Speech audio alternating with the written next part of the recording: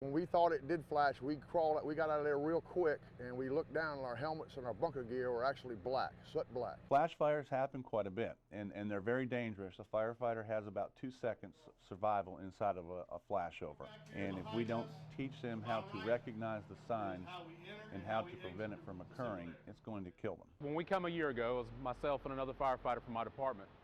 And about 2 months ago in his career department, he got into a structure fire.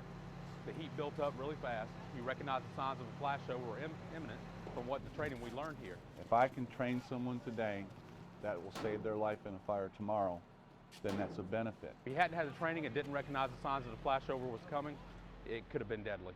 Small little room up here, that's where actually the flash is going to occur. We're all going to be safe. We're going to be laying down below that level. They ignite the fire in the back, and it takes a while. Then you can see the layers building up. We're going to watch it grow from just a small little fire to a big fire, to where we'll start getting a rollover, the flames coming over their head, which is at the point where it's getting ready to flash. And then we're going to teach them how to cool the gases, to keep it from flashing, and how to extinguish the fire. Being in a controlled environment, you can actually witness the flashover and see what it does. You can see the warning signs that are coming before flashover happens. And that'll teach you to recognize the sign. The time you see the signs, it's usually to that point where it's almost too late. There's a technique called penciling. When you go into a burning building, you have layers of heat. It's called the thermal layers. If you do it wrong, you interrupt the thermal balance and you put a lot of steam in there. A lot of water creates a lot of steam. It banks down and burns firefighters.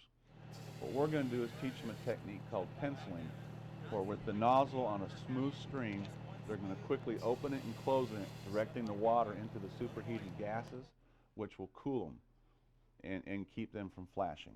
You notice that smoke above you start getting stirring. It gets more and more violent, and then you start getting a little rollover.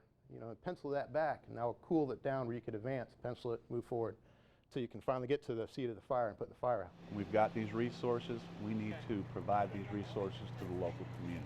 Oh, it helps tremendously. Now we really know what to look for.